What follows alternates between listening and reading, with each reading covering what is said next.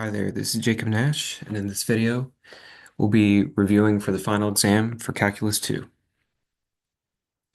So before we get started, there's a few things that I want to say.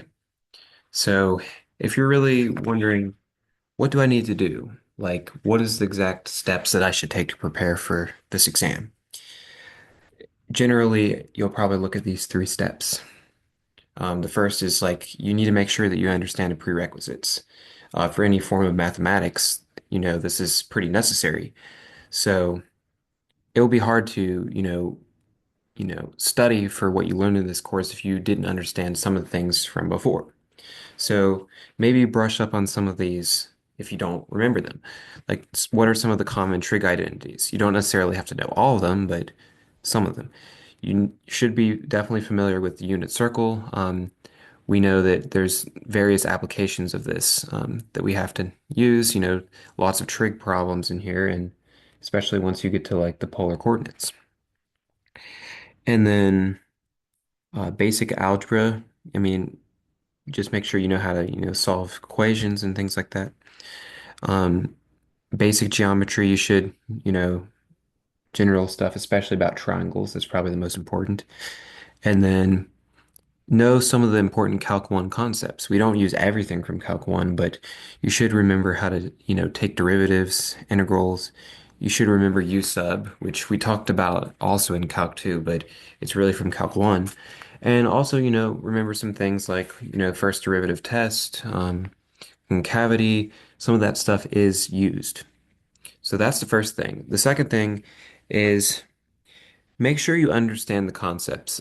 It can be easy to get into a state of mind where you kind of just want to know like the steps and just memorize, this is what I do, this is what I do. But it can be harder for classes like this to just, only use that. You have to kind of know why you're doing it. So I'll try to explain some of that in this video. I also have in the other individual videos, but just think about like, why are we doing this? What's the point? Like, what does this mean for me to do this? If you don't understand that, that's going to make it harder, because there will be some questions that you may have that will ask about that stuff. Um, and then, can you solve each type of problem yourself? That's extremely important. You really can't just study, the concepts and how to do things. Also, you definitely need to do practice problems. That's definitely the most important thing. So, number one and two, we're going to look at in this video. Now, the next one that I'll have is where you're going to do problems yourself. And I'm going to work through some problems, and you might want to do it before I do it and see how it turned out. Um, Now, another thing about this video, I know my videos aren't very, professionally recorded, so this may not be, the quality that you're looking for, but this video obviously will be long. You can probably see that by how long it is. But I'll try to do my best at going through these relatively quickly without trying to, breeze over some things that are important. So, uh, and the next thing I want to say is like, number three, if you don't do that, if you don't do practice problems and you really haven't worked through each type of problem you can get, I would say unless you, somehow magically can just do well, typically you may only get a C or a B, even if you are generally a student that does well. You may only expect a C or a B if you don't actually solve like a significant amount of problems. So once again, all these topics are going to be covered briefly because I have already separate videos of the concepts if you'd like more in-depth explanation. The only exception is sequences and series. I don't have those videos up anymore. So those I will go over a little bit more depth than the other things. Please comment any questions you may have for further elaboration or any potential mistakes I may make. It definitely happens. And also check out the example videos. Also, I highly suggest putting this on a higher speed if you haven't already, because you probably can still understand me at a higher speed. All right. Well, here's a nice table right here. I'm gonna like basically say these are just all the 29 concepts that are covered in most Calculus 2 or courses. So basically the different colors and the background of concepts is kind of the separation. So first we're kind of talking about basically the applications of integrals. We can use integrals to find volumes, areas, calculate work, and then red, remember all that fun stuff? That was all the ways that we can integrate. Um, and then the green is completely switching gears, basically, and we're talking about sequences and series. Um, and then the purple is almost a couple like extra side concepts that you still would probably want to know.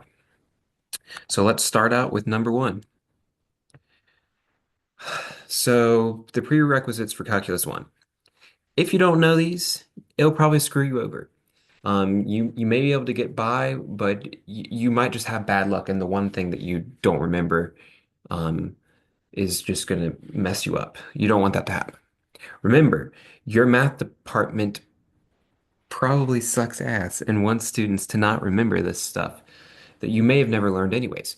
I know in my experience when I took Calculus 1 and 2 in college, there were definitely things that they expected me to know that was never taught to me in high school. So that can be a problem. So, you know, here's what you might see. We have the professors creating exams. Let's put a complex uh, completing the square trig subproblem in the exam. And then, basically, like you have some resources that you can look at that I highly suggest. I basically have made videos, not that I'm trying to promote myself or something, but you know, you can look at any of that if you want. And then you also have Professor Leonard. Highly recommend this guy. He has videos that are hours long going through all the Calc 1 and 2 concepts. His videos are definitely better than mine. Mine are supposed to serve as kind of like more brief reviews, but he goes way in depth.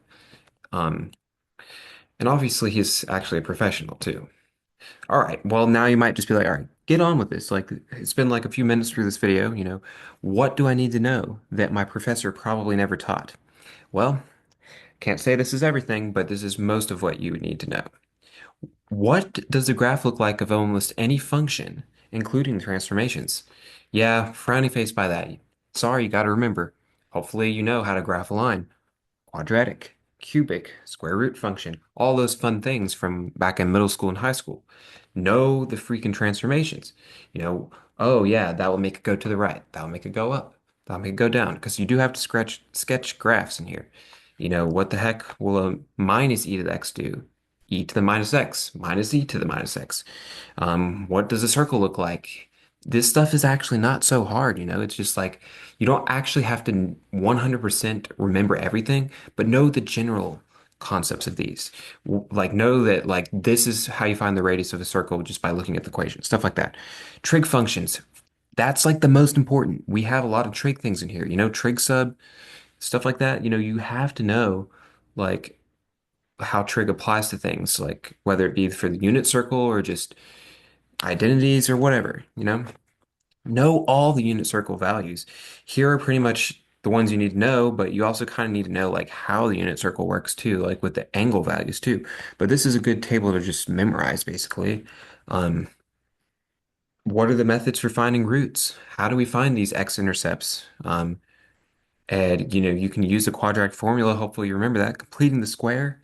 The only reason you would need to know completing the square is for that type of trig sub problem that we'll talk about later. You might not even get that on the exam, but just in case, maybe you would want to know it. Factoring. You definitely want to remember how to factor.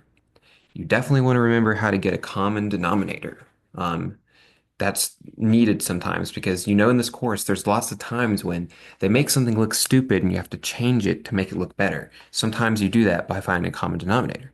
You also need to remember how to multiply by reciprocal when dividing fractions. That's pretty simple. That's just stay, change, flip, the common elementary saying, but you need to remember that.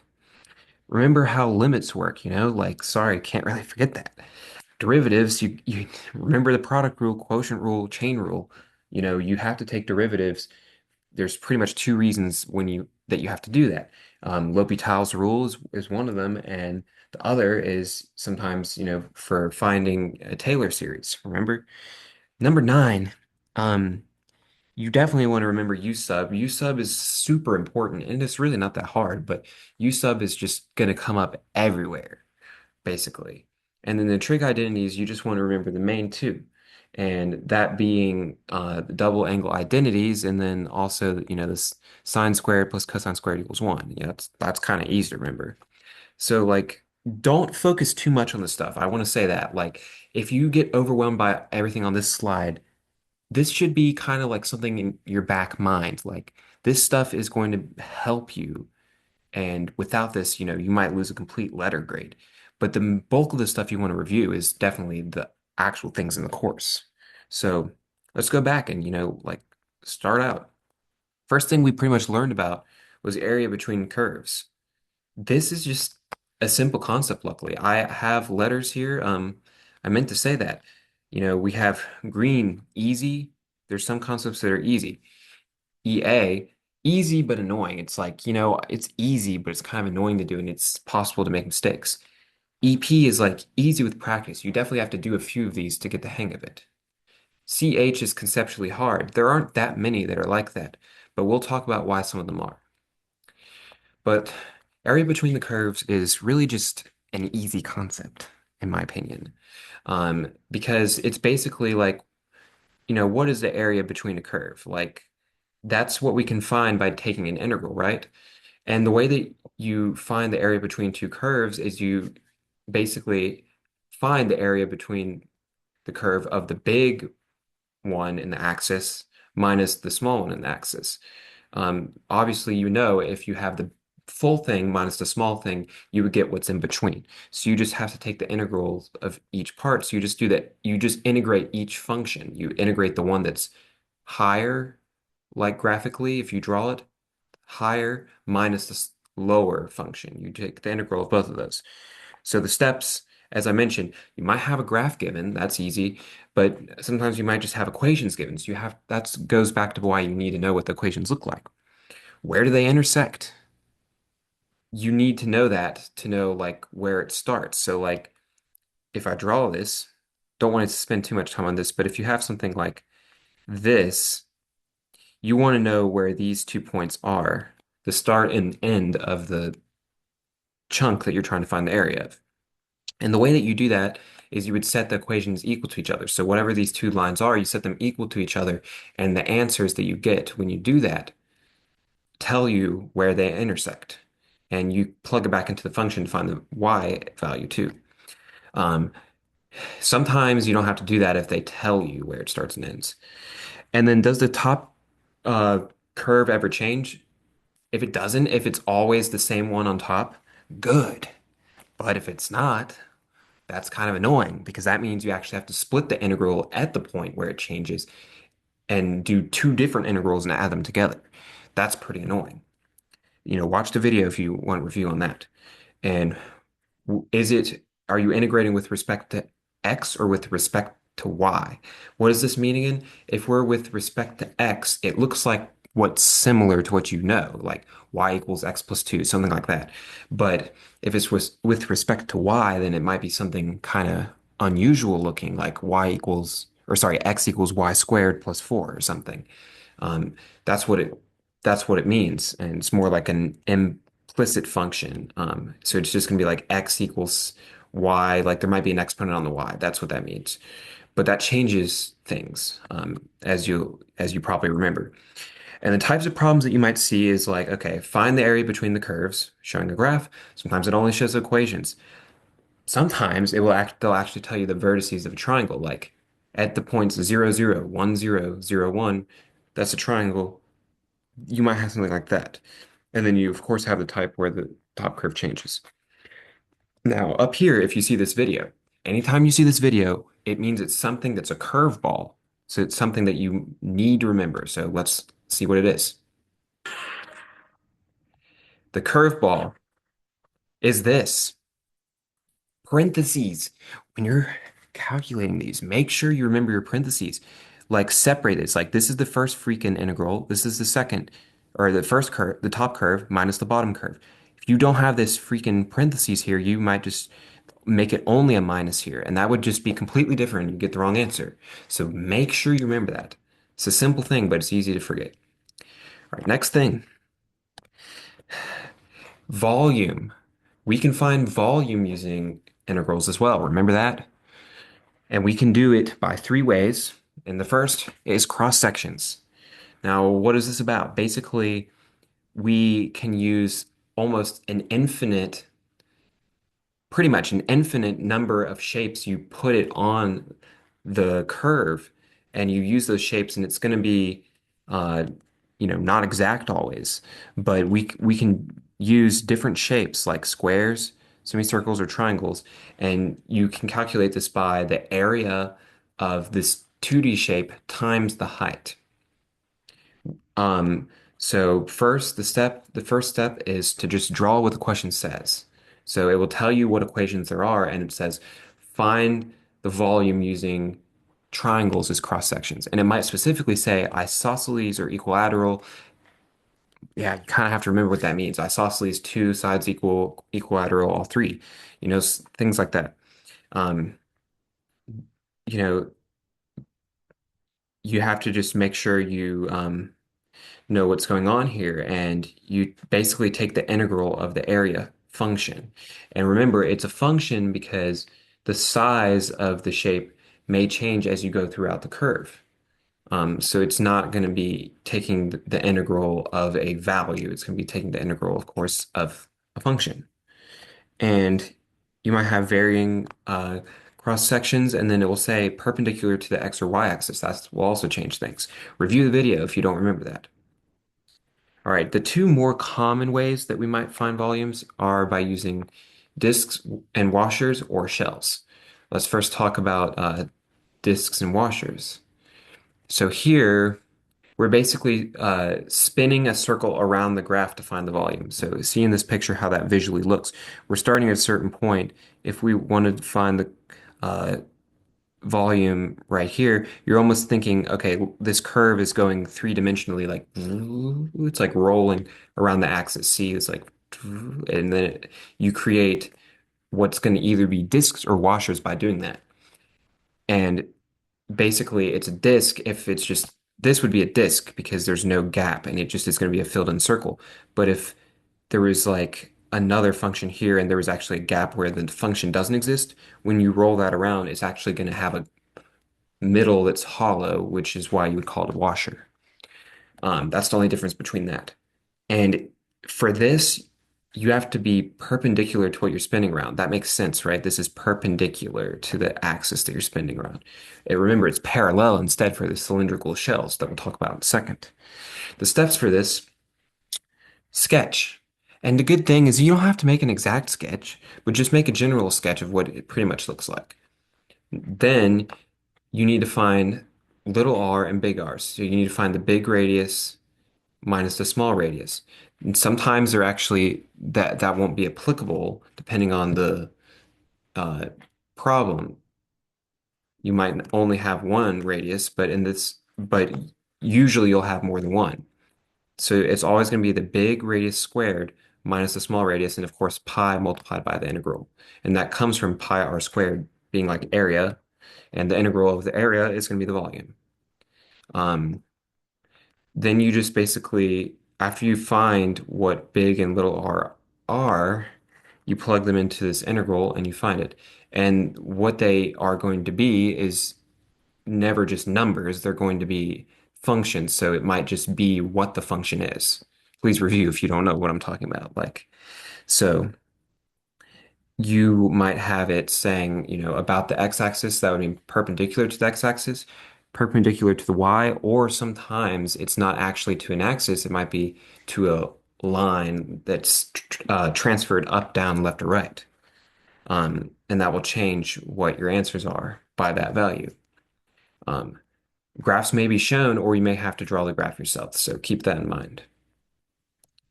All right, then how is cylindrical shells different? For this one, basically instead the cuts are parallel to the axis. So we create instead of a 2D shape like we did for disks and washers, see this would just end up being a 2D shape.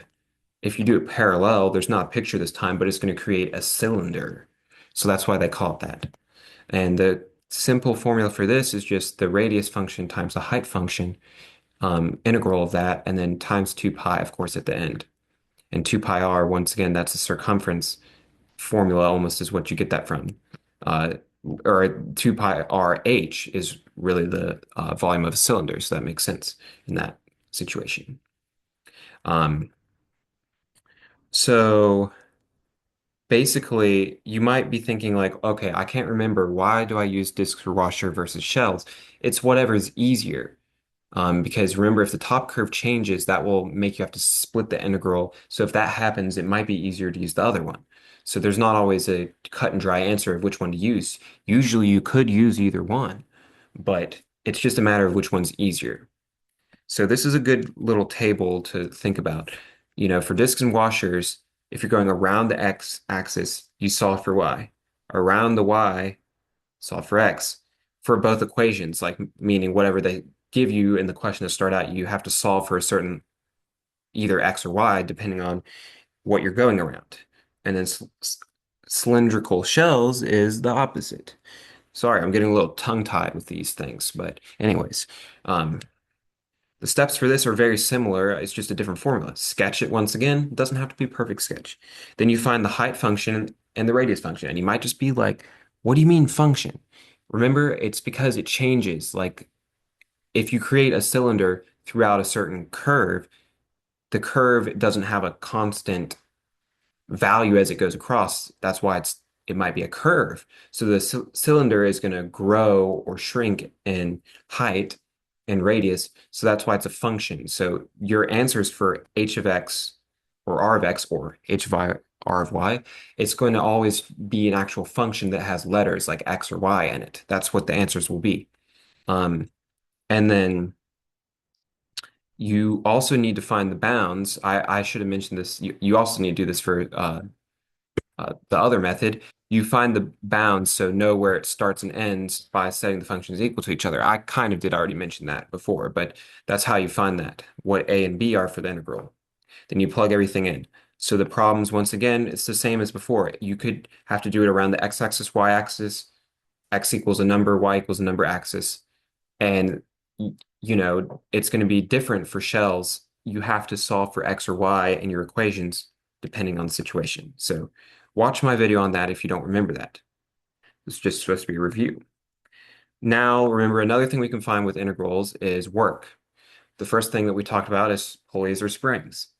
The important thing for this is units. So the curveball for this, be careful of units. They'll try to confuse you, if one thing is inches and the other is feet, make sure it's the same thing. You want feet, you want feet in meters. That's the units that you need to have. So if you have something in centimeters or inches, like change that freaking thing. They want you to get wrong.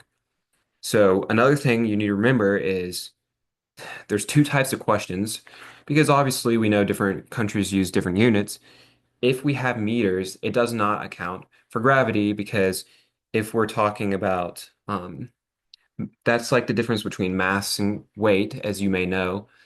Not super significant to know, but basically, if you are using meters, you may need to multiply by gravity, or you will, I'll say that, you will need to multiply by gravity for force, um, if that's what you were finding. But if you have feet or pounds, that you don't for that, because that system, US customary, we use weight, and weight already has mass calculated or gravity calculated within it. So, anyways, the equation to find the force of a spring is going to be K times X, where K is a spring constant that you may be given or may need to find. You may need to find just by if you have everything else and you solve for K. The steps, if we're talking about spring, pretty simple to find the work. You just take the integral of the force, which is Kx. So basically what we're saying is the area under the curve of force is work. So alternatively, the slope for work is force. You may even know that from AP Physics if you happen to take that, but doesn't matter really. Next, pulleys is always going to be a little bit trickier. It's going to be force times distance if it's just an object, because in that case, work is constant. Uh, sorry, the force is constant. That's what I should say. That's why it's F. But over here, it's F of X for the pulley because the force can change on a pulley. So instead, it's going to be an actual function of force, which is why we have to take an integral of that to find the work instead. So you just take the integral of X times the force function and review the video to figure out how you find the force function. It involves some geometry occasionally. These are types of problems you may see. This is one that's more for the cable pulley system.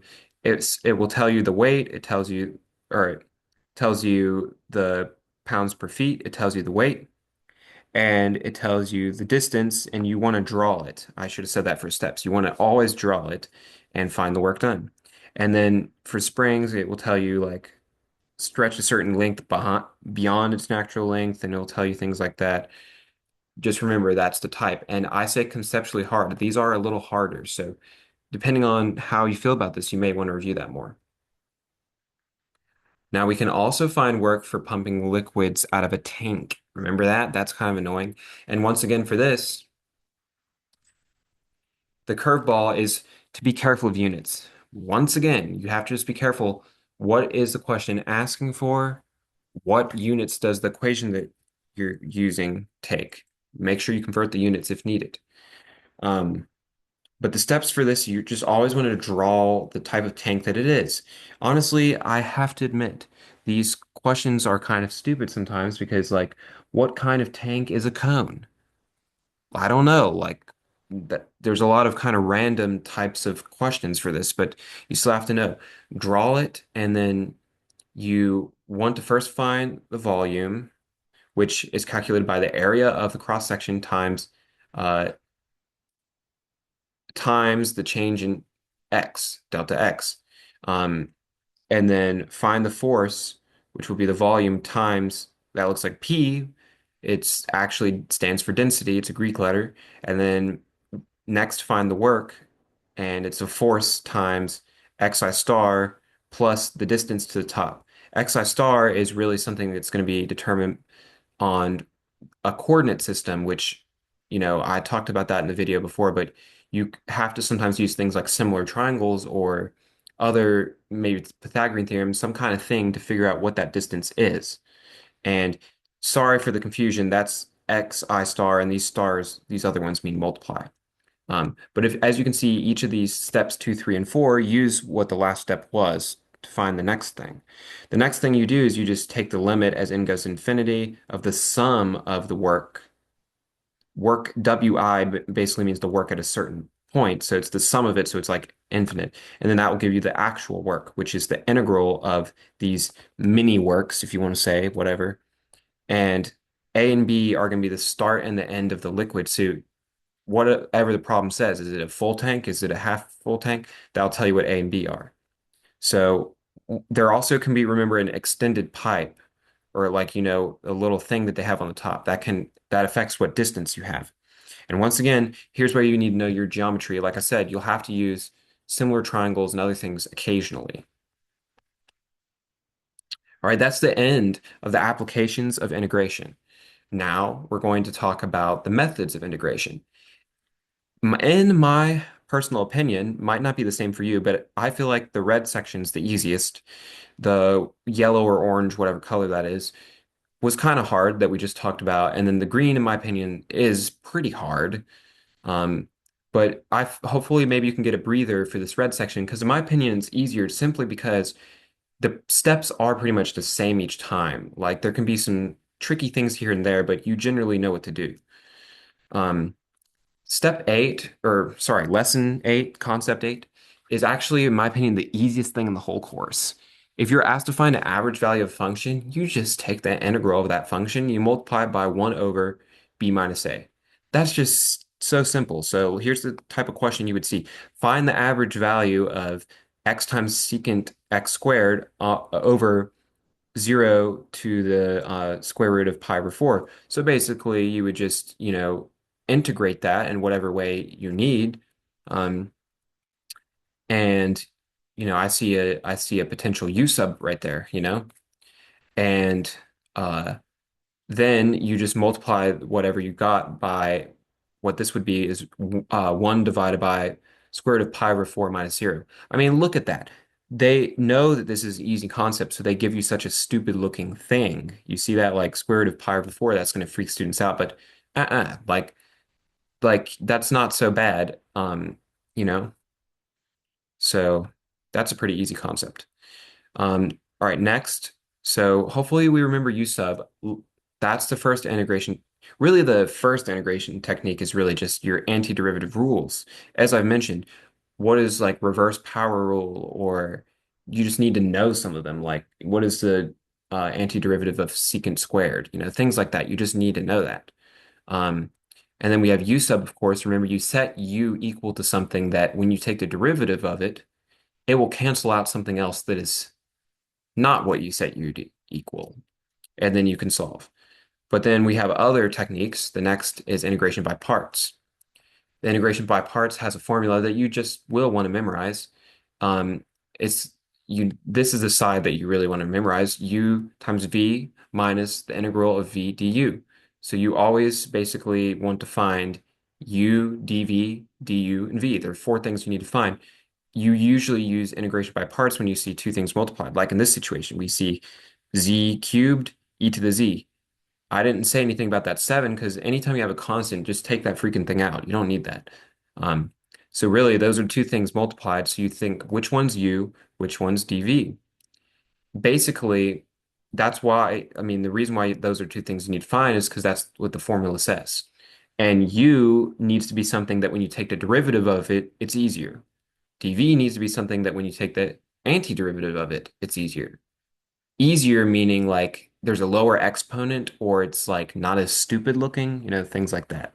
Um, Remember, sometimes you have to do integration by parts more than once, and you might get questions like, how many times would you have to apply integration by parts? See this? That 3, that would say 3 times. Usually the exponent might be what it is. Um, and there's a certain type, blue, that's right here. There's an occasional type where you actually need to move one thing to the other side, and then that might not make sense, but I go over it in the video that I made. So what is the curveball here? The curveball here is once again parentheses, just like before. You need to make sure you have it. So here's a situation where you would have to integrate by parts 3 times, but if you left out the parentheses, it would make you get the wrong answer. So just be really careful of that. You can never have too many parentheses, pretty much. And then of course, plus C. I haven't really said that so far, but plus C, definitely. If the integral that you're taking does not have bounds that you plug in, you need the plus C every time. Don't forget that. All right. Trig integrals. Remember, we sometimes need to integrate trig integrals. These are basically going to be questions where you see 2 trig functions multiplied by each other. Sometimes it's actually only one, but that's what trig integrals are. Trig substitution, don't be confused. That's a different thing where you have a square root. Remember, it doesn't actually start out with a trig function, but for trig integrals, it does. And these are 3 types of questions that you'll see. Basically, one or both will have an odd exponent. For both of those, you do the same thing. For the second type, both are even. And then for the third, there's only one function. So basically, remember the steps to do this is you need to split it to where for the times where there's both odd or one is odd, you split the odd one or the bigger odd of the two to where one of them has an exponent of 1. How come? Because you're going to want to replace that with a trig identity. Um, and I go over this in the video. That's what you end up doing. You replace it and then you do U sub and then you integrate like normal. Just make sure every time you do U sub, the thing that you set equal to U um, is going to just be what you see 2 of. So that when you do the U sub, you don't end up with the same of one function, which wouldn't help you. Then if they're both even, instead you need to use these uh, double angle identities. Um, and then if there's only one function and you're trying to take the integral of it, make it two. So if you have like tangent to the fourth, you might change that to something else. So that's what you need to know. And the three types of trig identities that go together is the sine and cosine, tangent and secant, cosecant and cotangent, double angle. Remember those four. Oh, there is actually a curveball for that. So let's see what the curveball is. Careful. Here's the good thing to remember. We don't know the antiderivative of these four functions: tangent, secant, cosecant, cotangent. Don't reverse like what the derivative was or the antiderivative. You like if you get tangent, you better not say secant squared x. That's not good. Like we don't actually know what the derivative of just tangent is. Now, technically, yes, you do if you know like ln of absolute value, da, da, da. But that's not what we're talking about. We're just saying generally don't mix these up. Okay. All right. Number 11, trig sub.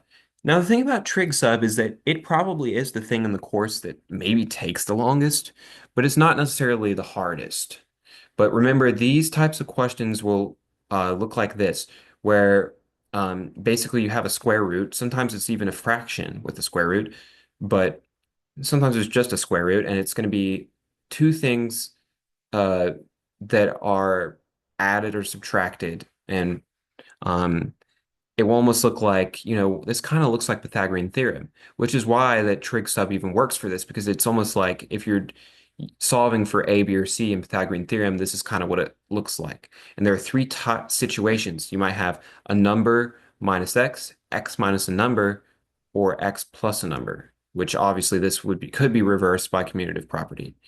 And these are the three things that you switch it to. So you basically find x, you find dx. So what we're doing is we're basically saying, too bad, we don't like how this question looks at the beginning. We're going to replace all the x's and the dx with different things that have thetas. That's what we're doing.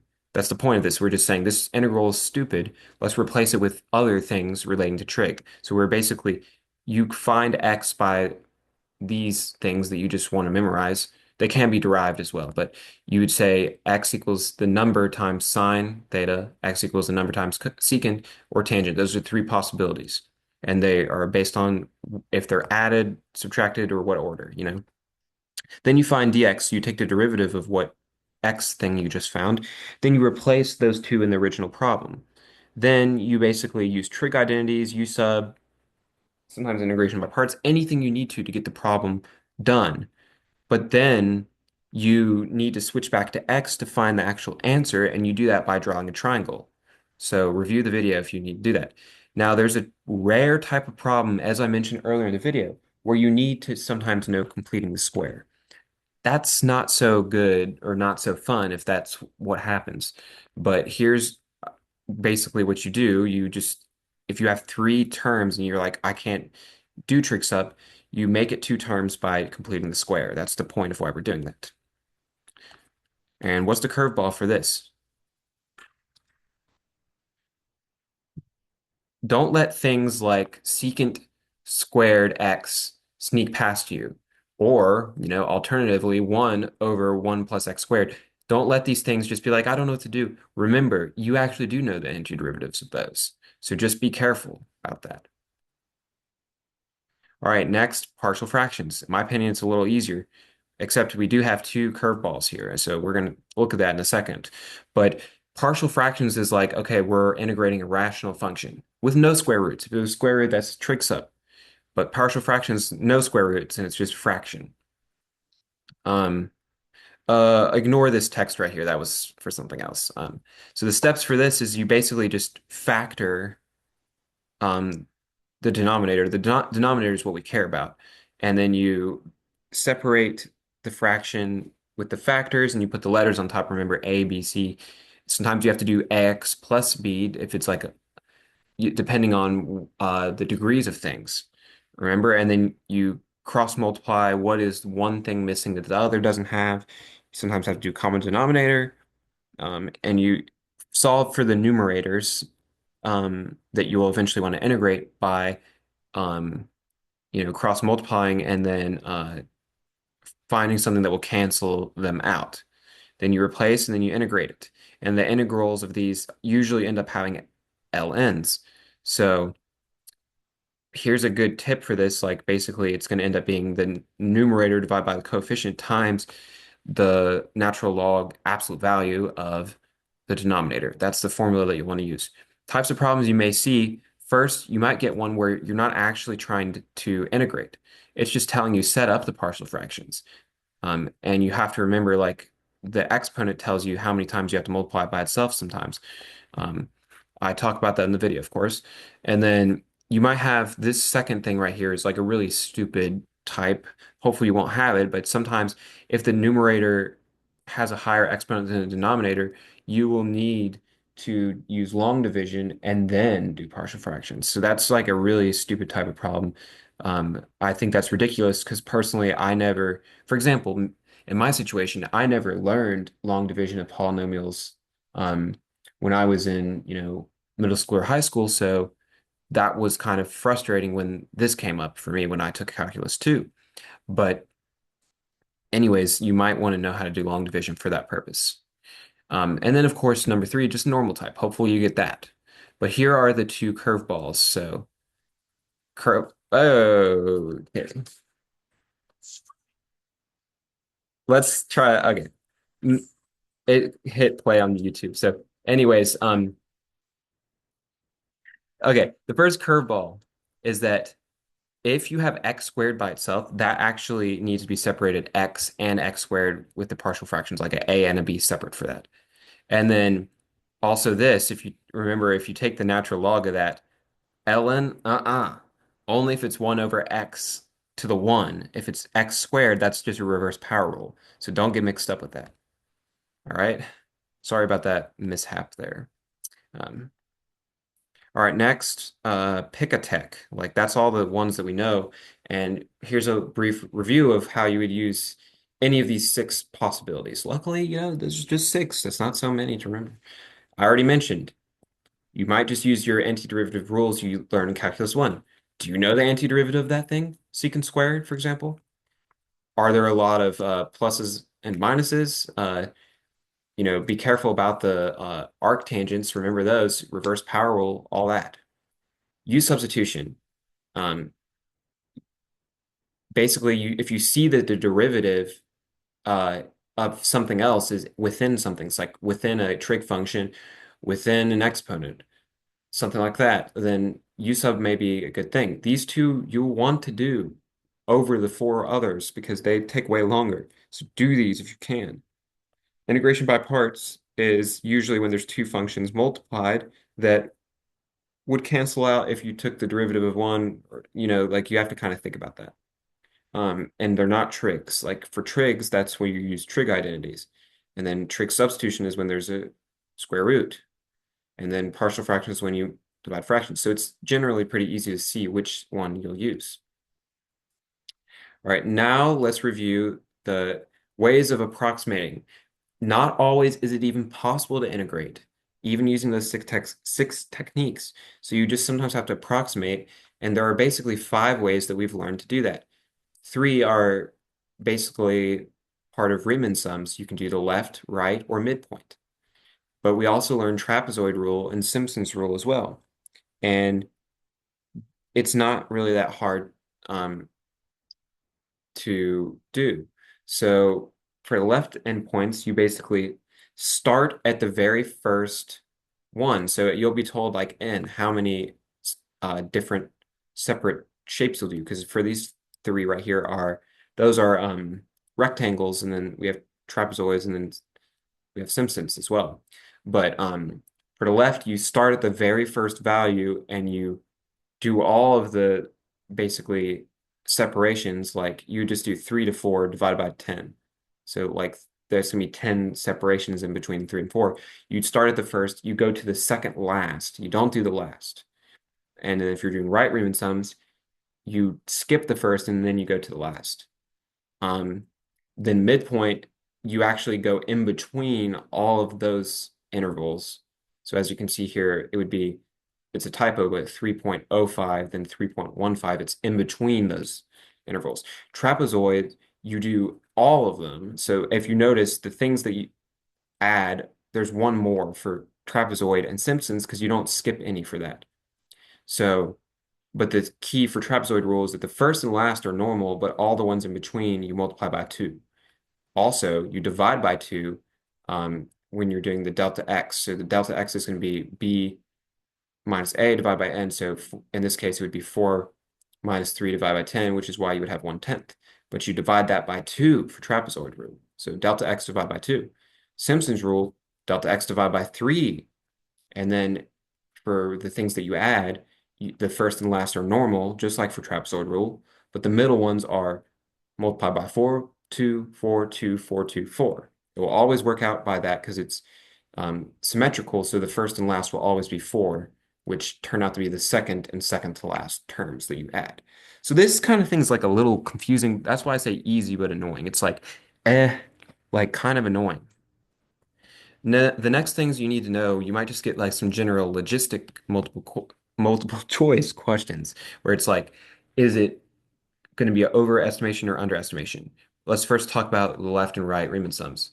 Um, if it's increasing for left, it's going to be an underestimation.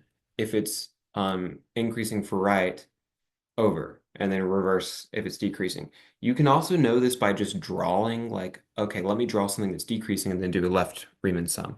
Remember, the way that you draw those is just like for left, you just use the left corner of the rectangle and right, the right corner. Now, it's different for midpoint and trapezoid rule. For midpoint, it whether it's increasing or decreasing depends on the concavity. So if it's concave down, which remember, that will look like an upside down U, it's overestimation. If it's concave up, which looks like a letter U, it's underestimation. So that's a good way to remember it. That's why I highlighted that. So for midpoint rule, concave up, if it looks like a U, is underestimation. Trapezoid is completely reverse of that. So the next thing, the curveball for this, midpoint is not left plus right divided by 2. That's just not that. What that is that basically the average between the left and right Riemann sums, which is not equivalent to the midpoint. So that's a common mistake. Don't make that mistake. All right. Now let's talk about moments and center of mass. I can't even click on that 15, so I'll just instead do this. This is an easy concept. It just is. The types of questions you'll see for this is like find the center of mass of this freaking thing, find the centroid, find the center point. Why I consider this to be easy is that there's just a straightforward formula that you use, and it's like really not that hard to do. You basically draw the curves just like you did for shell method or method. You just draw and you find big M and little m, and they're calculated by density times the integral of the y one is going to be x times the function. Mx is 1/2 times the function squared. And the key thing, this is really the curveball for this, is that the x coordinate of the center uses my, and the y coordinate uses mx, which is kind of funky. So remember that. Then you divide by little m. So little m, it's easy. Just the integral of the function times density. The densities end up canceling out. So they don't actually matter. This is another kicker. They don't matter if you're finding the coordinates because they cancel out. But if you're individually asked to find my or mx, they do matter. So keep that in mind. All right, indeterminate forms. Remember this? These are like these things that's like, do we even know how to calculate this? So these are the 5 indeterminate forms. You want to remember these. These are the 5. These are the 5. 0 divided by 0, infinity divided by infinity. 0 to the power of 0, infinity minus infinity. 1 to infinity. Anything that doesn't look like that, it's probably not an indeterminate form. Or it could be one in disguise that looks slightly different, but generally not. This is the one curveball here. Infinity to the infinity is not indeterminate. It is infinity. And if you want to know why, you can think about the function x to the x. If you're finding the limit as it goes infinity, what that really means is like, what does that freaking thing do as it goes to infinity? Well, x to the x, think about that. 1 to the 1, 2 to the 2, 3 to the 3. It would just get big and crazy, so you know it equals infinity by that. So that's a good way to remember why that's not indeterminate. And the way that you deal with these stupid things is L'Hopital's rule. Ooh, if you remember, L'Hopital's rule is if you take the derivative of the numerator and denominator. Sometimes you have to do it more than once. But remember, don't use L'Hopital's rule if you don't need to.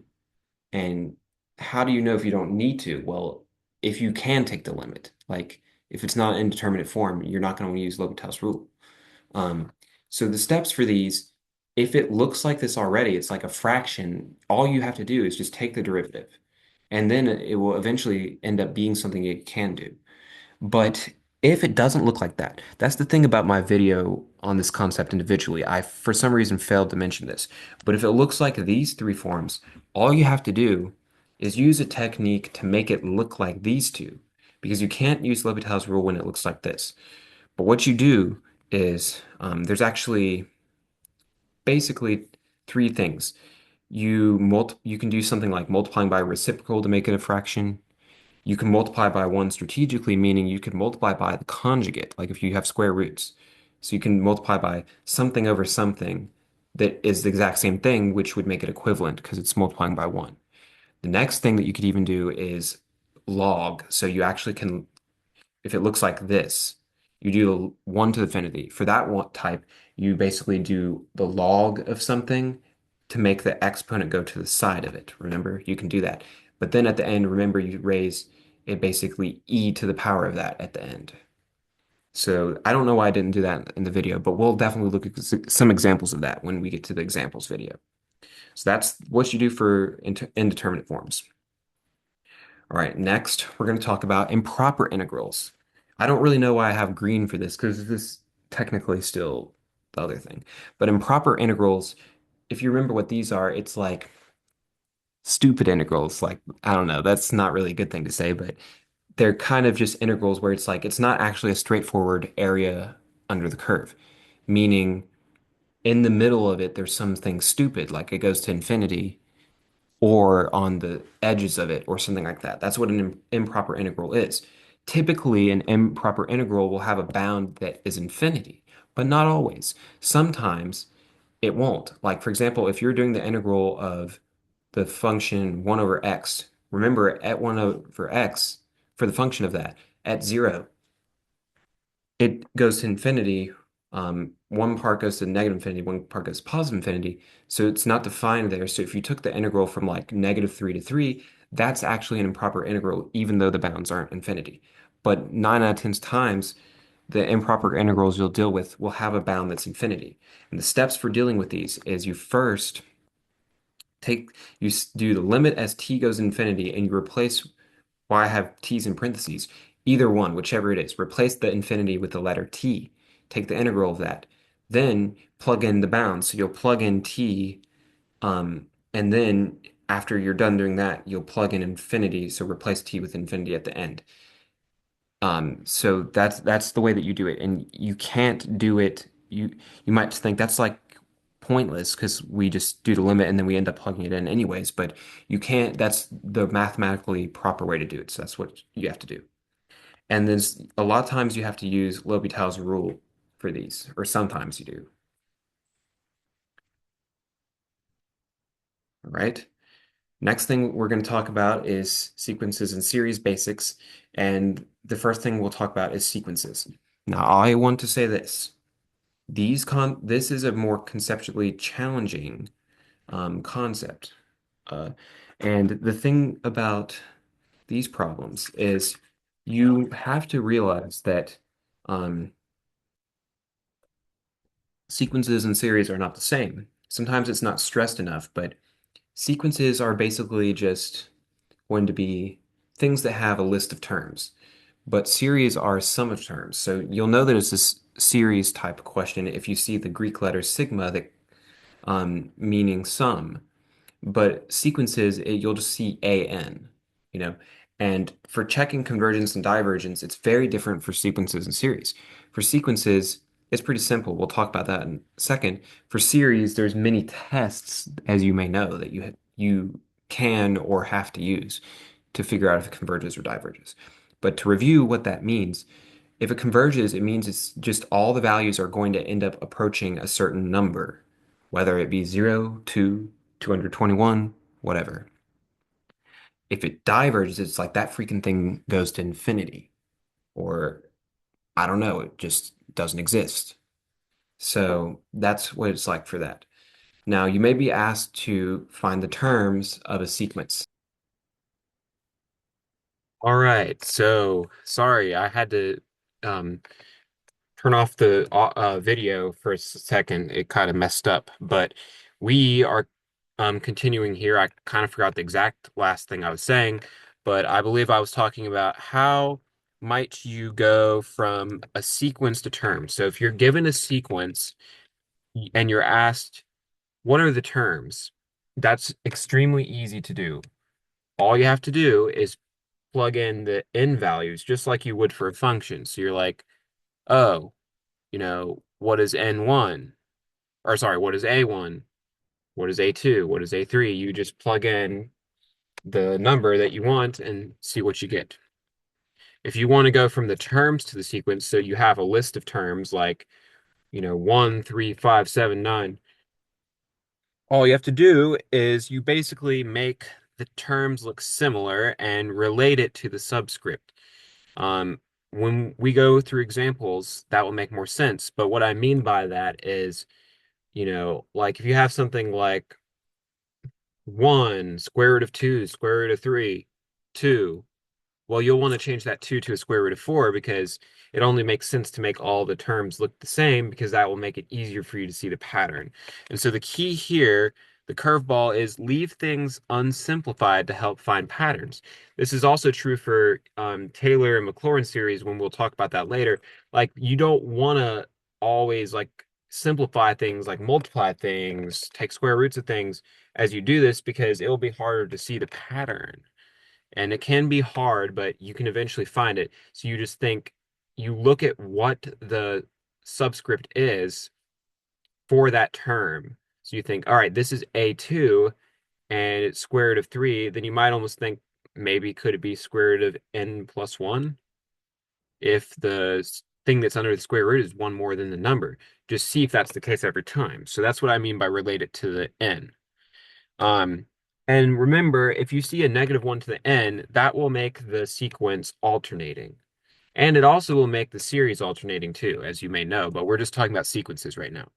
Now, how do we determine if a sequence converges or diverges? It's a lot easier than figuring out if a series does. And once again, to reiterate, a sequence is just a list of terms, whereas a series is them added together as a sum. So a sequence, if you want to know if it converges or diverges, you just simply take the limit of it as n goes approaches infinity. Notice that that's missing for all these. That's technically not mathematically correct, but it's too uh, tedious to type that in, like when you're just typing. So sorry, like too lazy, I guess. But if the limit as n approaches infinity goes to a number, the sequence converges. And if it does not exist or equals infinity, it diverges. The sequence, by the way. Okay. Know how to apply the squeeze theorem. You can do that, meaning, oh, dang, I can't take the limit of this because, sometimes we can use L'Hopital's rule. Other times we can divide by the highest uh, exponent in the denominator. Those are two things we can do. But if you can't do any of those things, then you're like, dang it, maybe I can do something sneaky where I create two functions, one that I know is less than the original and one that I know is more. And if I can prove that the one that's less and the one that's more go to the same value, then the original thing will also go to that value. That's what the squeeze theorem is. And you would, of course, want to say by the squeeze theorem if that's what you use. Pretty simple concept. Another rule that you'd want to know is that if the limit of the absolute value of the sequence goes to zero, oh, that says the same thing. Sorry. The second one's not supposed to have the absolute value. So basically, if the absolute value of sequence goes to zero, then the original also does. And then this rule over here is not as important, but it basically means like sometimes if you have like something complex, like you can pull part of it out and take like in certain situations you might be able to um just take the limit of something that's in the parentheses and then whatever you didn't, um, whatever you took away when you took the limit, then you do like maybe the sign of the limit of something or e to the limit of something. That's sometimes what you can do, but that's not as relevant. All right. Now, if we're talking about series, remember the difference is just that a series is terms added. It's the sum of terms. So it's different. And we have different things to figure out if it converges or diverges. We have to use various tests, as you may remember. Um, but if you see S sub n, which if I say sub, that means like that's lower. That's called a subscript. So that's what that means. So S sub n, that represents a partial sum. And a partial sum just is what it sounds like. It's just part of the sum because we can't always do the sum if it goes to infinity. That's like impossible. So sometimes we have a partial sum. And if that partial sum, uh, if it converges, and the limit of it equals a certain value, then the series will also converge and the sum is that value. And if it diverges, then the series will diverge. We don't use this so much, but it might be necessary to know for certain questions. I already said that. Adding series. So let's say you can do that. You can add two series. All must converge for the whole thing to converge. If one part of it diverges, then the whole thing um will not necessarily converge. And another thing I wanted to point out is that some curriculums cover telescoping series, but I will not because the course that I follow has that omitted. But keep in mind that you may need to know that. All right, and what's our curveball for this? Oh, same thing. Leaves things unsimplified to find patterns. Yeah, that's just what we know already. All right, let's talk about a pretty easy thing. That's why we have an E for this. Um, What and why? What is a P series and what is a geometric series? These are two things that are super easy to look at to figure out if a series converges or diverges. The catch is that they have to look exactly like these forms in order for you to use them. And I mean exactly. And if they don't, you can still use these, but you will have to use comparison tests that we'll talk about later on if it looks close to these. So you have two options. You can use comparison tests if applicable, as I mentioned. We'll talk about that. But otherwise, you can try to make it look like these forms, but that's the only way that you can. So let's talk about geometric series. Geometric series are series that look like this, AR to the N. And if you don't know what this means, you might just be like, ARN, like what is that? ARN? Yeah. Well, don't get thrown off by all the random letters. They actually mean something. The A is going to be basically your first term. But that's not really what matters so much. What matters is the R. The R is going to tell us if it converges or diverges. And the R is just basically what is the thing that has the exponent of n on it. And n is just basically like what you would plug in for numbers. Um, but it can look like these two ways and they have to match. So you see a 0 here, nothing here. A 1 here, -1. Those are the two ways that you see it, and they have to both match like that. Possibly you could see 2 and then -2, but that's really never a thing. So it's really these. And we're going to say if the absolute value is greater than or equal to 1, then the series diverges. But if it's less than 1, it converges. Please be careful of these inequalities. Note that this is the one that has the or equals to 1. Um, and it kind of might make sense in a way, like, if we have a exponent that the absolute value, or sorry, a base that the absolute value of it is less than 1, you might think that's kind of going to be like a small number. Maybe it would converge compared to a higher number. And we're actually able to know what the sum is. Also, this is the same thing as what value it converges to, and the formula for that is A divided by 1 minus R. It only works if they look like in this form. Some good tricks, because not always will it just look like this to start. You can use these exponent rules to make it look like that. So let's say we have a r to the Or let's say we have a r to the n minus 1, but we need just a r to the n. You split off a r. How does this blue work? Well, it's really r to the 1, and if you multiply things, the exponents add. So it would be 1 plus n minus 1. It would really, the 1 minus 1, it goes away, so you just have r to the n. That's why that works. Um, let's say we have something like this, you can switch it to that, and then, obviously a negative exponent, you can do that. So there's some sneaky things like that that you can do. Um, all right. Now, the catch. Never use this formula before checking if it converges or diverges because you'll still get an answer if it diverges, but there's no such thing as a series diverging to a value. That's not a thing. So you should never do that. Like you can't just be like, okay, I don't care about that. I'll just do this and that's the answer. No, because if R was bigger than 1, this formula still works. It doesn't mean you can't use it. You can use it anytime and it will give you a stupid answer, like a meaningless answer if it ended up diverging. So careful about that. Now the P series is, in my opinion, easier, although for this you can't tell what it converges to.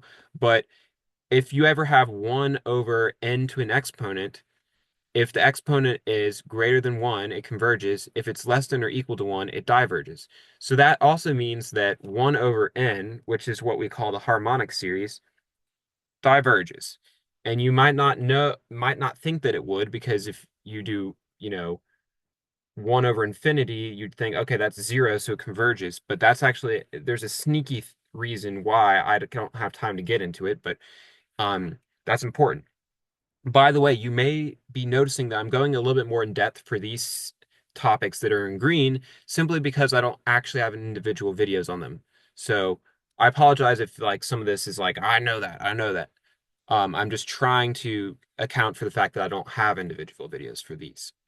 So, anyways, now let's talk about the divergence test. A nice, easy test to know if the series converges or diverges. Well, there's a little bit of sneaky things that you have to remember for this. Don't get mixed up on the logistics. So, first of all, we're going to say we know that when a series converges, the limit of the sequence goes to 0. Why that be? Why that be? Well, um, by the way, it's 3:08 a.m. when I'm recording this, so that might be why I'm being a little interesting right now. But anyways, uh, so remember the sequence is a list of terms. So like the limit, if that basically means it's like, okay, these terms are eventually just going to be like nothing. That's why it would converge. So alternatively, we can say that if the limit of the sequence does not go to 0 or it doesn't exist, so meaning it just doesn't, it's not equal to 0, the series diverges. So keep that in mind. We're not saying the limit of the series, we're saying the limit of the sequence. So not the sum thing, like not, see, don't write that freaking thing. Uh-uh. Just the sequence. So just a sub n. If the limit of that is not equal to 0, then the series diverges. So at first glance, a common misconception is you might just think, well, that means it almost always diverges, right? All it has to do is just not equal 0. But remember, we're talking about the sequence. So in that case, it is, yes, pretty common that it might not equal 0, but it could. So just keep that in mind. And the catch, oh, yeah, well, the catch is that the first sentence cannot be flipped around. So we cannot say if it is 0, then it converges. That's why it's called a divergence test. It's not the divergence or convergence test. No, sir, or ma'am, uh, no. Like this only can test for divergence. So never do that. The steps, you want to take the limit um of the terms of the sequence, not the series. Remember, don't write that. Take the limit of a sub n, not sum of a sub n. See what happens. Oh, not equal to 0. diverges. That's how simple it is. But if it does equal zero, uh, don't know anything. We'll have to do a different thing. But for all these tests, you need to say by the blank test or points off. Ooh, the professors will be so happy if you forget to do that. They'll be like, ha, he did everything right, or she did everything right, but they didn't say that, so minus points. Careful about that. Next test we'll talk about is the integral test. The integral test, I'll just say this, it's stupid. Well, that's maybe not true. It can tell us stuff, but I call it stupid just because you have to do a whole lot of things for this test. Only do it if you need to. This is what we call the last resort test. It's like, don't do this stupid thing unless you have to. Like, why, work harder, like work smarter, not harder. And I'll tell you why. Because to even do this test, there are three things that you have to prove, and it's not actually that quick of a process to prove. You have to prove that the function is positive, decreasing, continuous. And you might be like, function? I thought we were talking about series. All you have to do is replace the n's with x's, and then you're like, all right, now it's a function. Technically it's not that simple, but you can just do that. And so we have to prove, we'll start out with continuous. That's pretty easy. You just have to say, for all values of x greater than 1, this is continuous. There's no discontinuities.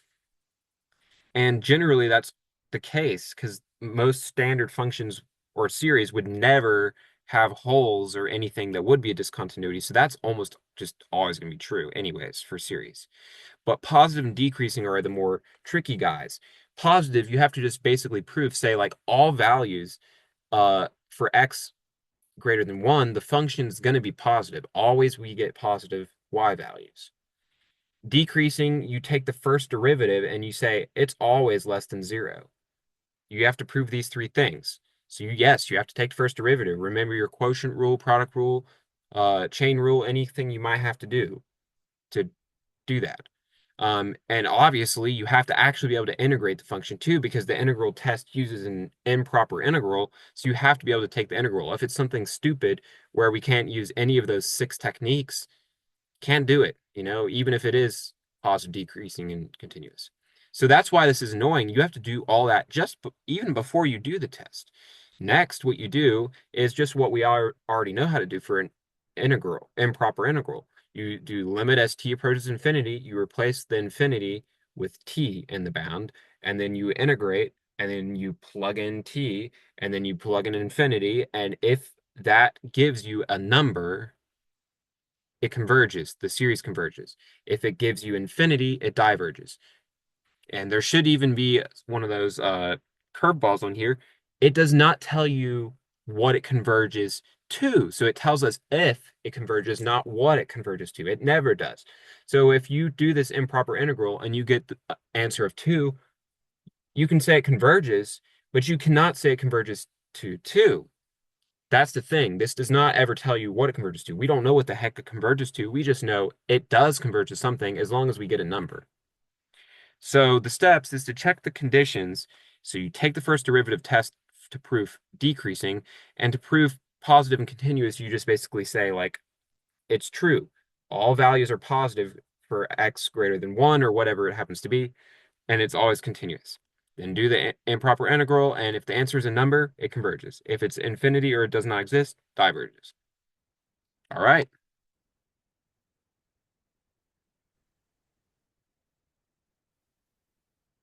All right, now we're going to talk about the comparison tests. There are two comparison tests that we can use, and they're for different reasons. And I would consider this one of the conceptually hard um, topics because you can get a little bit, it can be a little bit confusing. You just have to make sure that the main thing is to recognize the inequalities and when it will work. That's mainly more for the direct comparison test.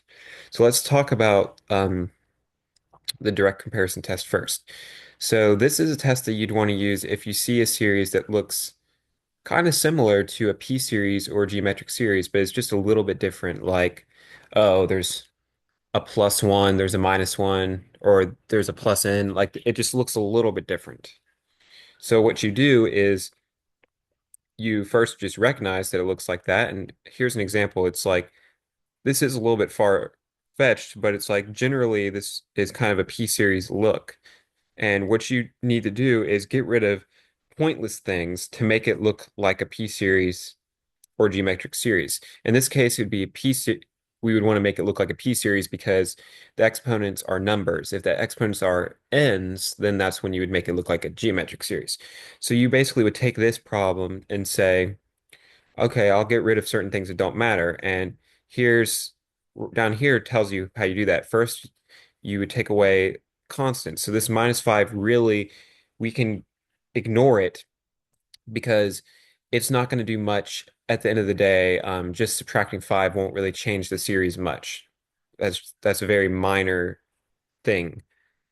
So you do that for both the numerator and denominator. And then now on the denominator, which one of these is matters more? It's going to be the fourth because that's a higher exponent. So we get rid of the n squared, and then you would also get rid of the 4 beside the n to the fourth because that also isn't going to really do much. It's really only the exponents that matter the most. So then you would really have n over n to the fourth, which we could rewrite as 1 over n cubed. So that's the way that you would do this. You basically just make it a p-series or geometric series depending on the situation.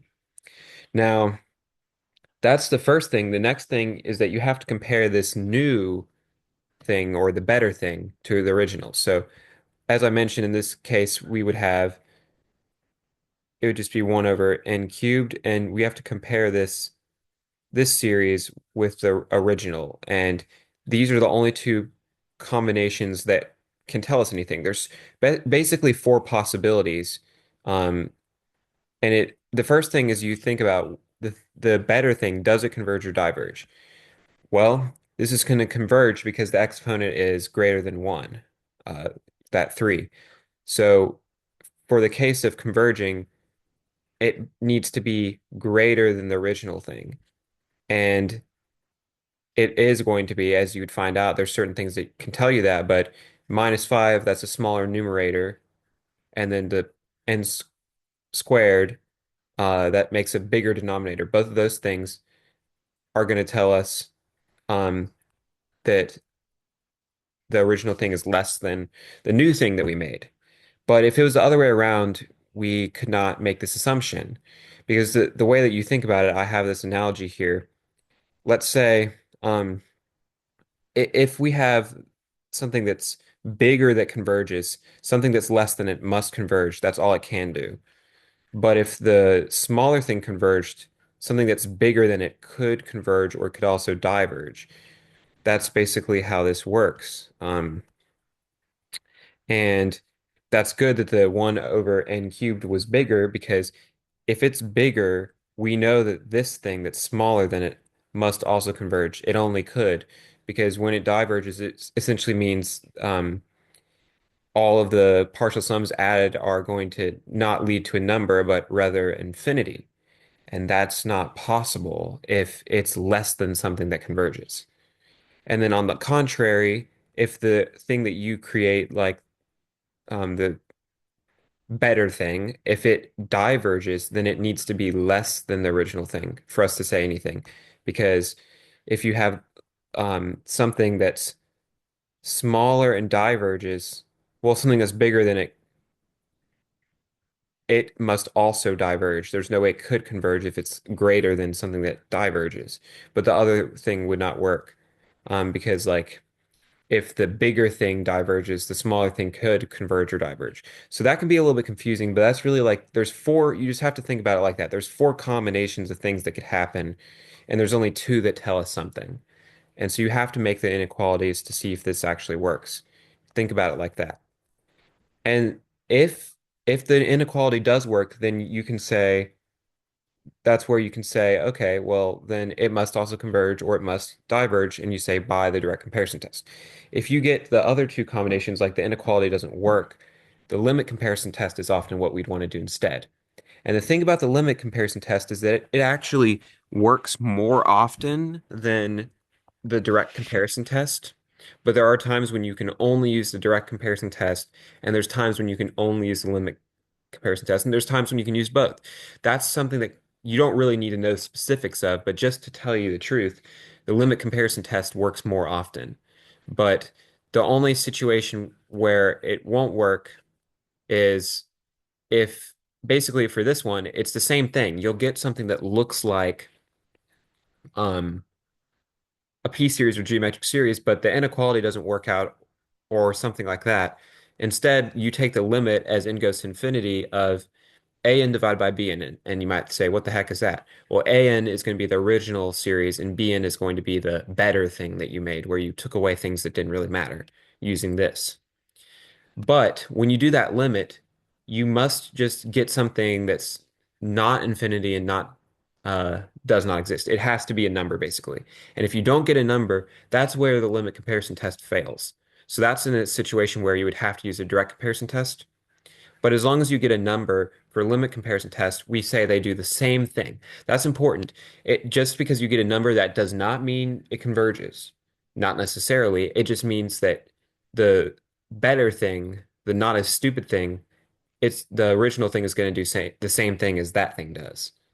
Um, so that's how these comparison tests work. They can be a little bit confusing, until you really do a few examples, and it's really all about um, remembering like when the p-series and geometric series converge or diverge, and then creating the inequality. And the way to do that, once again, for this one, how I determined that it was less than the 1 over n cubed was the fact that you start in the numerator and you make it to where there's only one thing, and then do the same thing in the denominator. And it's like there's two things here, which it doesn't matter as much, the -5 for these, which doesn't matter as much, the n squared. Also, the 4 doesn't really matter, so then we would just have n over n to the fourth, and then that's really 1 over n cubed. That's how I got to that p-series. So that's the way you do it.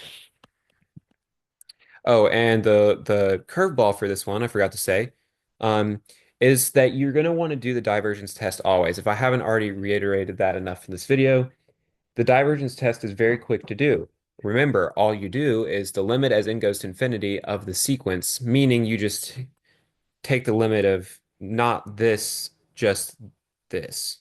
And if the number isn't zero, it diverges.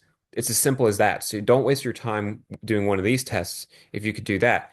But obviously, more often than not, you won't get zero, which means the divergence test fails. All right, now we're going to talk about three different things in this one slide. The reason why I have them all in one slide and not on separate slides is that they are slightly related and they also aren't quite as significant topics, but they are important to know. So the first, we'll talk about the alternating series test. The alternating series test, as you may expect, is used for alternating series. And these are ones where basically you see a -1 to the n. And then it's going to be multiplied by bn, and bn is just anything else, like just something that's beside it. And basically, we can use the alternating series test only to show convergence. This test does not show divergence. And the way to prove that a alternating series converges using this test, you have three things you have to first do. You have to prove that bn is decreasing, so you have to show that the next term is going to be less than the one before it. And it needs to be decreasing uh, just eventually. It's actually fine for it to at first increase, but then decrease. There are some series that behave that way. So it just has to eventually decrease. You have to prove that. And the main way to do it is either term by term, like showing that the next term is less than the last, or you can even uh, make it in terms of a function and do the first derivative test either way. You also have to prove that it's positive, and you can do that by just showing that every term that you'll get is positive for Bn. And remember, Bn is just everything in the question except for the -1 to the n. Next, you have to take the limit of just the Bn part, not the -1 to the n part, and that has to equal 0. If those three things are the case, then the series converges. So it's actually sort of almost like the opposite of the divergence test in a way. So that's that. That's actually relatively easy in my opinion. Next, we are going to talk about remainder and uh, estimation. And what we're able to do with this is a more minor concept, but the thing to take away from this is the fact that we're not going to always be able to find the exact sum of things. Like we are able to for geometric series, if you remember, all we have to do is a divided by 1 minus r. But for a lot of these, you can't even do that. So we just have to estimate with partial sums. And this is an equation to help us um, be able to estimate to a certain decimal point. And all you have to do is know that the actual sum is going to be the partial sum plus the remainder. And the absolute value of the remainder has to be less than or equal to b to the n plus 1, and all that means is the next term. So we're saying the remainder is always absolute value of it is going to be less than or equal to the next term. And basically, you're going to plug in whole numbers into the series and figure out like where when the inequality is true. So you'd replace um, the bn uh, b to the n or bn plus 1, sorry, you would replace that with whatever decimal. So they'll say like to 0.00005 or something. And you would plug in values and wait until that inequality works. And you always do whole numbers because series only work with whole numbers for values of n, or integers, I should say. So that's something to keep in mind. The next thing is absolute versus conditional convergence. This is a very simple concept. Basically, we already know we have convergence and divergence, but there's also such thing as two types of convergence. It could be absolute or conditional. And this is not really relevant for any type of series except for kind of strange trig ones where it's really hard to see if it converges or diverges. We might have something like sine of 3n divided by 3 to the n or something wacky where integral tests comparison tests, like nothing works. So, well, for ones like that, you would want to take the absolute value of the series, and if we're able to prove that that one converges, then it absolutely converges. But if the absolute value thing doesn't converge, then and the original one did, then we have conditional convergence. And if they both don't, they obviously diverge. So, one example of this that's not relating to trig is actually the harmonic series. And if you remember, that's just 1 over n. That's known as the harmonic series. And that diverges because the exponent is 1 or less than 1. Um, like it's just 1 over n. But the alternating harmonic series, which it it converges, um, we know that by the alternating series test if you wanted to really know. But so the absolute value of the alternating harmonic series is just the normal alternating series. And since they do different things, the absolute value one diverges, but the original one converged. That's an example of conditional convergence. So the steps for these, like I said, you're going to see, no, none of the other tests work. And the thing about it is that you can't even use the alternating series test for like one that has a trig function because the thing about those is that sine and cosine, although they alternate from negative and positive, they do not line up correctly with the integer values of n, because sine operates in terms of pi, and pi never is a whole number. So that's why technically the trig functions are not alternating as you might think they are. For it to be alternating, it has to evenly and be negative, positive, negative, positive, negative, positive. But sine's actually going to be more like positive, positive, positive, negative, negative, negative, negative. It will be like 3, 4, 3, 3, 4, like random things like that. You don't really have to know that, but if you're wondering why it's not actually alternating series, that's why. So you can't use the alternating series test for ones like that. The only thing you could do to prove if it converges is take the absolute value of it and see if it does or if it doesn't, and if the original thing did, and figure out if it's conditionally convergent, absolutely, or if it just diverges.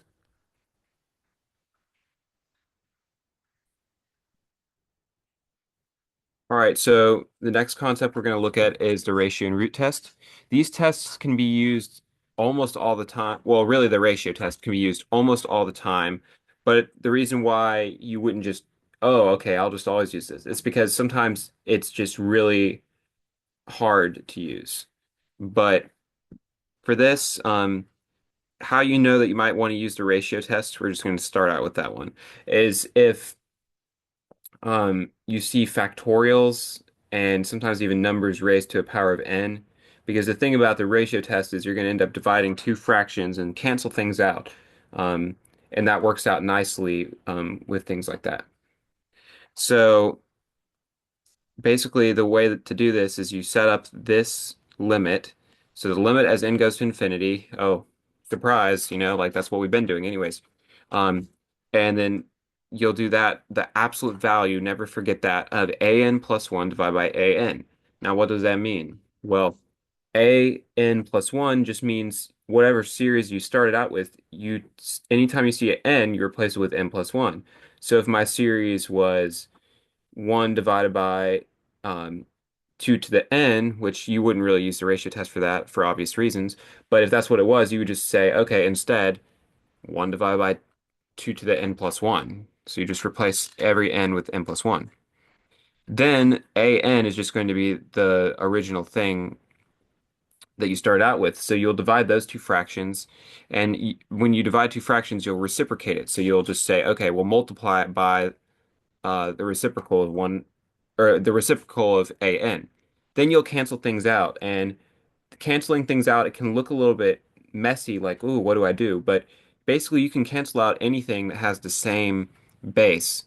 So here's an example. If you had a 2n, 2 to the n divided by 2 to the n plus 1, since both of those have the same base of 2, we can divide them. And the way that you do that is you subtract the exponents. Remember, you subtract exponents when you divide. And even though this looks a little bit different because we have variables, it still works the same way. So we'll just say n minus n plus 1. And all that happens for that is it'll be n minus n goes away, and then you'll just be left with uh, a minus 2 to the minus 1, which means you would have a 2 left in the denominator. So actually, this isn't really correct here. Technically, it would be 1/2, but it's just saying that you'd be left with just a 2 in the denominator. And you can also just think about it, it's like, oh, plus 1, there's one more 2 in the denominator. And then if you're dividing factorials, it works. This is just something you would want to memorize.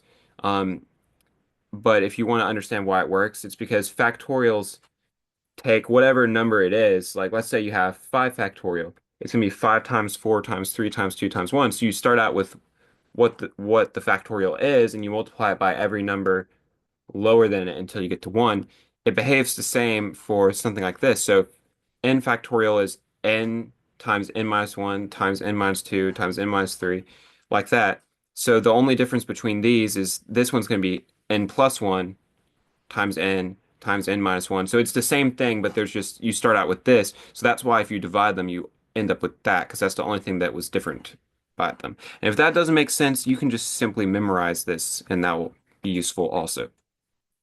Then, after you've canceled everything out that you can, then do L'Hopital's rule. Well, actually, you might not have to, but usually you'll have to. So you'll just plug in infinity for n, and if you get an indeterminate form, then you'll know you need to use L'Hopital's rule or something. And then whatever answer you get, you look at these three possibilities. If the answer you get is less than 1, it converges. Greater than 1, diverges. Equals 1, inconclusive. That's what I meant. So this test only doesn't work if it ends up equaling 1. So that's the only time it wouldn't work. But that's pretty rare that that would happen. And then you might be wondering, why is the root test on the same slide as this? Well, both of these tests are actually based off of the geometric series that we've learned about. I don't really have time to explain that right now because it's just a review, but they behave very similarly. But in my opinion, the root test is actually easier, even though this might look a little bit weird, like, oh, what is that? Like square root? Well, all you have to do, basically, you use the root test. The root test doesn't really work for as many situations, but it is easier. You would use this if you have a series that everything is raised to the power of n. That's a really good sign that you'll use the root test. And if it even looks close to being raised to the n, you can manipulate it in a certain way to where that would happen. Then you just simply take the nth root of it. You might just be like, what does that mean, nth root? That it just simply means you put like a, root symbol and then a letter n, and it cancels out the power of n, and it also cancels out they can't that's the purpose of doing that. So it goes away. and so you don't even have it anymore. Then you just take the limit of um, what's left, just like for the ratio test, and the same three conclusions exist for the root test. So that's why they're similar. So same thing. If the number you get is less than one, converges, greater than one, diverges, equals one, can't do anything. So as I mentioned, just because the ratio test can be used more often than the other test, it doesn't mean it's always the best test. And we'll talk about in a second how to choose a test. But also another tip is like when you're simplifying things out, this only applies to the ratio test because that doesn't happen for the root. But for the ratio test, when you're dividing the two fractions, remember if the you basically just I like to just like match up the pairs of things. There's always going to be pairs because remember these are the same. You just replace one of them with n plus one. So there's going to be things that pair up that have the same base, and those are the things that you can end up uh, canceling out or basically, subtracting the exponents of. All right, now we're going to talk about how do you know which test to use. These are the different ones that we learned, and I will talk about how to know to use them. Let's start out with the first two, P-series and geometric series. These are just seriously the easiest ones, but rarely will you get a series that is this simple, but if you do, which it definitely can happen, then these are what you would want to use. And you basically also use these two when you're doing the comparison tests. But anyways, the P series you can always use if you have something like this. 1 divided by n to an exponent. The geometric series should always be used if it's just a r to the n, which means, or it could even be a r to the n minus 1. And that just basically means, okay, A could be 1. It's just basically if you see something raised to an exponent and there's nothing else there. Um, then the divergence test is a really easy test because remember you just take the limit of the sequence, and if it's not equal to 0, then it diverges. So that's pretty easy. So the divergent test, basically use this, try this anytime you can. The only time that you really can't try this is if you have like a factorial or something that kind of messes you up when you're doing the limit. Because we don't know what infinity is, like infinity factorial. That's not a thing. So basically, try this anytime you can. The integral test, on the contrary, that's the opposite. Don't do this unless you really think that's what you should do. And oftentimes, your professor or test maker is wanting to use it, you to use it, if you see something like maybe sometimes natural logs or things that when you take the integral of it, it's actually pretty simple. So usually the integral test should be a last resort. So really keep that like at the like last of any option you might use, but just still know how to do it. Then the two comparison tests, it's really easy to know when you use these. It's if it looks very close to these top two. It looks very close to these forms, but not quite. That's how you know you need to use comparison test. And which test, which will you use, direct or limit? That depends on what inequality you end up getting, remember? So rewind back in that video in this video if you don't remember. The alternating series test is maybe the easiest of all to tell if you need to use. If you see a negative 1 to the n, that's probably a sign that you should use the alternating series test.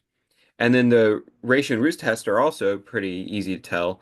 Ratio test is if you see factorials, but it can be used definitely for ones where there's not factorials. But if you see factorials, the ratio test is the only test that you'll use. The root test is if you see something raised to a power of n, like the whole series is raised to n. So there you go. That's actually how it's actually pretty easy, in my opinion, to know which test to use. It's just a matter of do you remember how to do the tests, and never forget to check for the conditions for them, and never forget to say like by the blank test, whichever you used. Now we're going to talk about power series. The next two concepts, this power series and then Taylor-Maclaurin, in my opinion, are some of the hardest concepts in the whole course. Just because there's a lot of sneaky things that you have to do to make these work. Like maybe the concepts themselves aren't so hard, but we'll talk about this and we'll definitely look at some examples. But a power series is just a series that instead of only having n, it's also going to have an x. And what does that even mean? What would that mean if we have n's and an x? Well, it means that instead of, think about it like this. Like if we have an equation y equals 2, that means it's always going to be equal, y is always equal to 2. It's just a straight line, right? But if we end up adding an x to that, like y equals x minus 2 now, that's going to be completely different. And the value that y is going to change depending on what x is. So you can think of that similarly here. Um, now that we have an x, the value of the series is now going to change all the time, depending on what X is. So the types of questions that you get relating to power series, there's two types. I don't have it both listed here, but the first type is way more common. It will say, for what values of X will this converge? So X actually now is going to determine whether the series will converge or diverge. And you can find something called a radius of convergence and an interval of convergence. Um, Basically, the radius of well, actually, I'll talk about the interval of convergence. That will just tell you these are the values for x for which it converges. And the radius is almost going to be like you'll end up having a center. C is the center because it's the general form of power series. Whatever C is tells you what the center is, and C plus or minus R will give you the interval of convergence. That's how that works, basically. So, how would you do this? First, let's just say you were asked to find the radius of convergence and interval of convergence for a power series. Well, you always are going to use the ratio test for this, so that makes it even more of an important test. And this time, of course, it'll be a little different because you're going to have like x's too when you're doing this. But the x's are not going to cancel out because that's what you need. So you're going to end up doing the ratio test, canceling things out like usual. But then when it's all said and done, we're still going to maybe have some things left that didn't cancel out, and definitely the x isn't going to cancel out. You need to remember the absolute value bars. That's the curveball for this.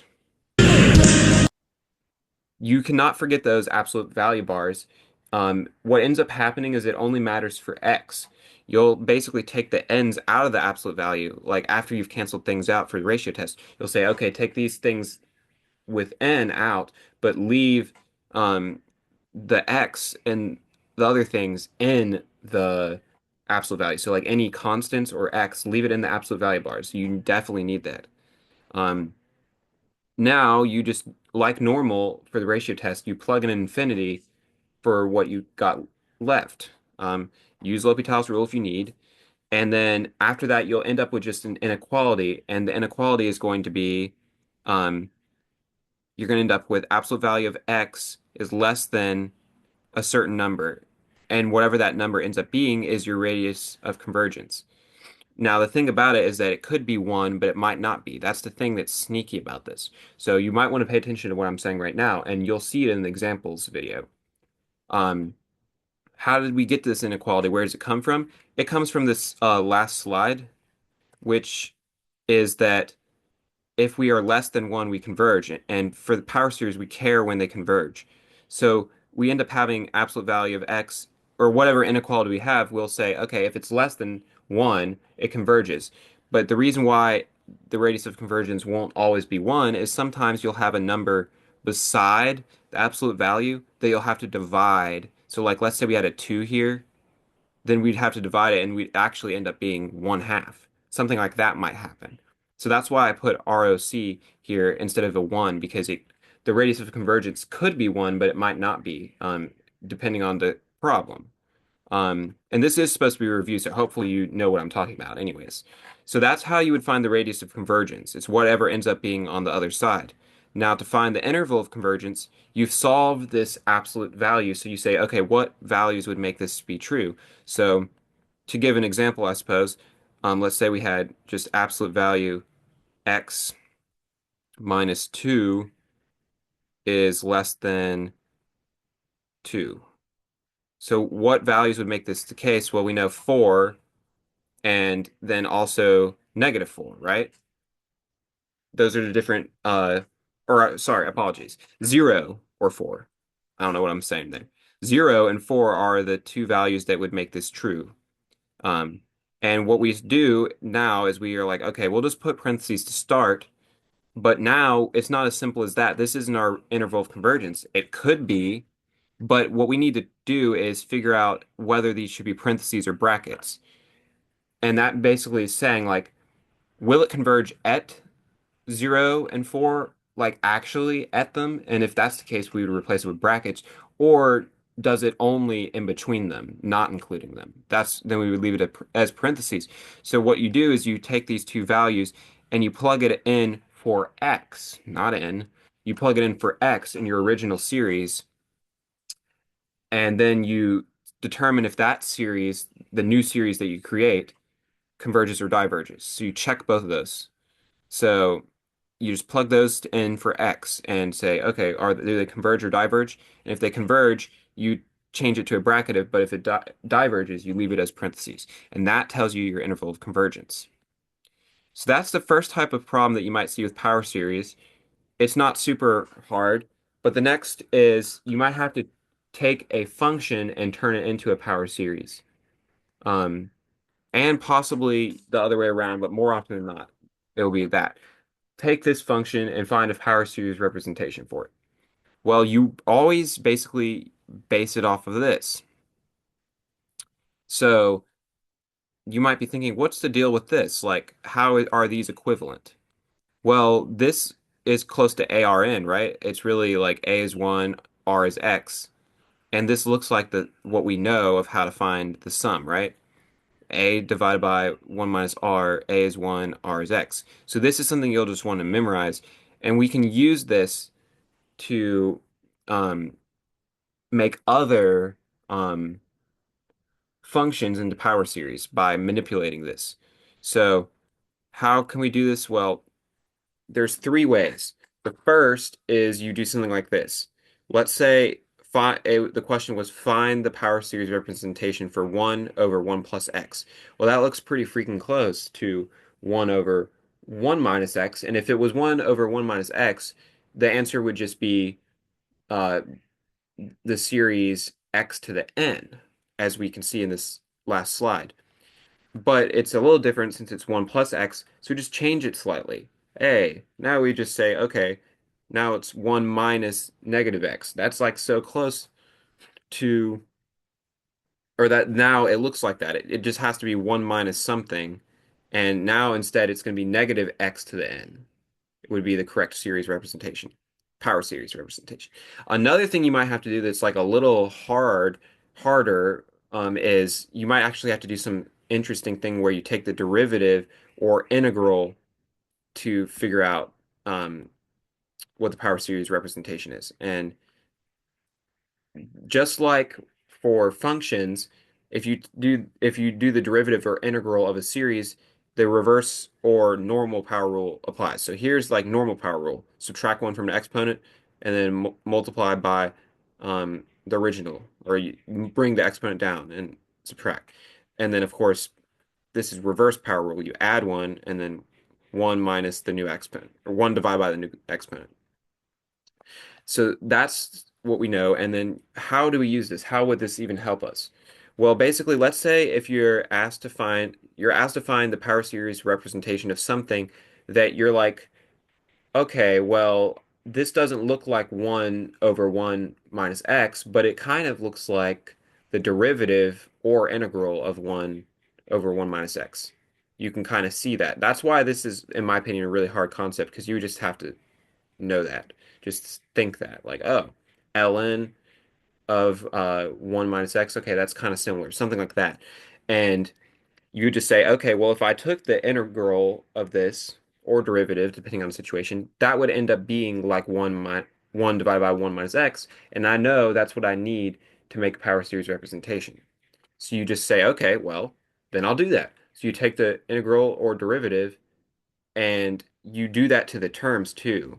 So what I mean by that is you find the terms of 1 over 1 minus x. You list the first like few, not that many, just like four. And you're like, okay, there's this, and then dot, dot, dot. Then you just say, okay, well, I'll take the integral or derivative of all those terms, and you'd figure out what it would change to.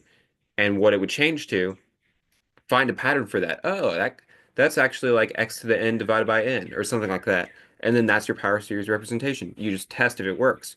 So that's why this is pretty hard. And the only way to get past this is to just do as many examples as you can. That's just how you have to do it. So that will be it for this concept. And now let's talk about Taylor and Maclaurin series.